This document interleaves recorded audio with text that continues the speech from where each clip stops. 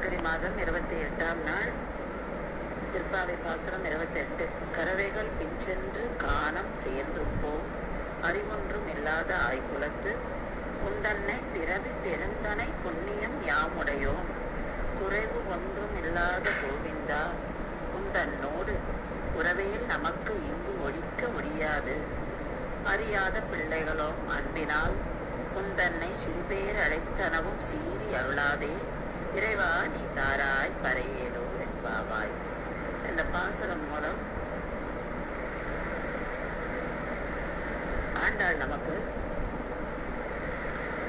ஜீவாத்மா பரமாத்மாவுடைய அந்த உறவை பத்தி சொல்றான். கண்ணன் உங்களுக்கு என்ன வேணும், நீங்க இத்தனை நாள் என்ன வேண்டிட்டீங்கோ, இத்தனை நாள் என்ன பாடினீங்கோ, நோம்பெல்லாம் இருக்கு, நோம்பு நோத்தீங்கோ, என்ன வேணும்னு கேட்க வச்சு ஆண்டாள் சொல்றா. இதெல்லாம் நாங்கள் கறவைகள் பெண் சென்றோம், அதாவது இந்த மாட்டோடலாம், இந்த பசு மாடுகள் எல்லா மாடுகளோட நாங்கள் ஒன்றா போவோம், அவங்களை மேய்க்க வைப்போம், அங்கே போய் ஒன்றா கிடைச்சதை சாப்பிடுவோம், சாப்பிட்டுட்டு திரும்பியும் வருவோம். இதுதான் எங்களுடைய வேலையாக இருந்தது. நாங்கள் இதை இப்படி தான் நாங்கள் வாழ்ந்துருந்தோம். அறிவொன்றும் இல்லாத ஆய்குலத்து. அப்போ இதுதான் நாங்கள் பண்ணோம், இது தவிர எங்களுக்கு ஒன்றும் தெரியாது அப்படின்னு சொல்லப்போ இப்போ கண்ணன் கேட்குறேன், சரி நீ உனக்கு என்னோட சேரணம், அதாவது பெருமாளோட நம்ம இணையணும் அப்படின்னு நீங்கள் எல்லாரும் கேட்குறீங்களே, நீங்கள் என்ன பண்ணியிருக்கீங்க, உங்களுக்கு அந்த பக்தி மார்க்கம் அல்ல ஒரு சரணாகதி அதெல்லாம் பற்றி தெரியுமா அப்படின்னு சொல்கிறாங்க. அப்போ தான் இவ சொல்கிறா, அறிவொன்றும் இல்லாத ஆய்குலத்து உன் தன்னை பிறவி பெருந்தனை புண்ணியம் யாமுடையோம். நாங்களாம் இக்னரண்ட் அப்படின்ட்டா, எங்களுக்கு இதை பற்றியுமே தெரியாது. நாங்கள் உன்னோட அன்பு மட்டும்தான் தெரியும், உண்மையில நாங்கள் அன்பு புரிஞ்சோம், அவ்வளோதான் எங்களுக்கு தெரியும். நீ எங்களோட குலத்தில் பிறந்திருக்க, எங்களோட இருக்க, அது அதுதான் எங்களுக்கு பெருமை, அதுதான் எங்களுக்கு உன்னோட சேர்த்திருக்க ஒரு சம்பந்தம் அப்படின்னு சொல்லி அவ சொல்றா. இது மட்டும்தான், இதுதான் எங்களுக்கு புண்ணியமா தெரியாது அப்படின்னு சொல்லி அவ சொல்றா. அப்போ கிருஷ்ணன் சொல்ற, இப்போ உனக்கு எதுவுமே தெரியாது, அதாவது பக்தி மார்க்கமா அவர் கேட்கும்போது இவ சொல்வா, எங்களுக்கு பக்தி மார்க்கமோ ஞான மார்க்கமோ கர்ம மார்க்கமோ இதெல்லாம் எங்களுக்கு ஒன்றும் தெரியாது. நாங்கள்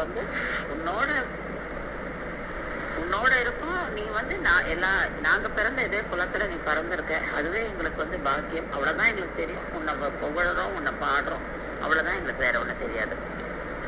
அப்போ கிருஷ்ணன் சொல்கிறார், உனக்கு தெரியாது அப்படின்றது ஒரு பெரிய குத்தம் கிடையாது, நீ கற்றுக்கணும் அப்படின்னு சொல்லி சொல்கிறேன். எல்லாம் இதை பற்றியெல்லாம் தெரிஞ்சுக்கணும்.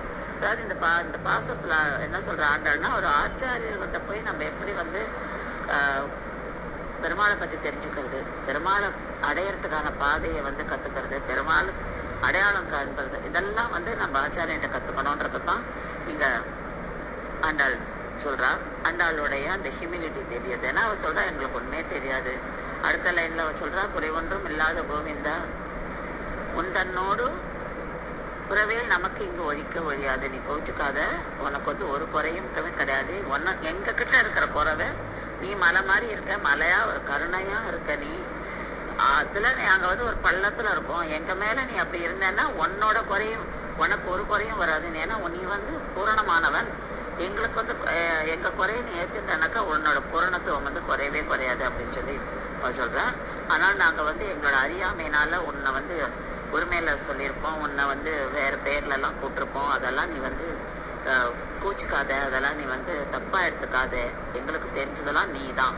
ஆனால் இந்த பாட்டுல இறைவான்றா, நீ இறங்கி வா, எங்களை புரிஞ்சுக்கோ அப்படின்னு சொல்ற.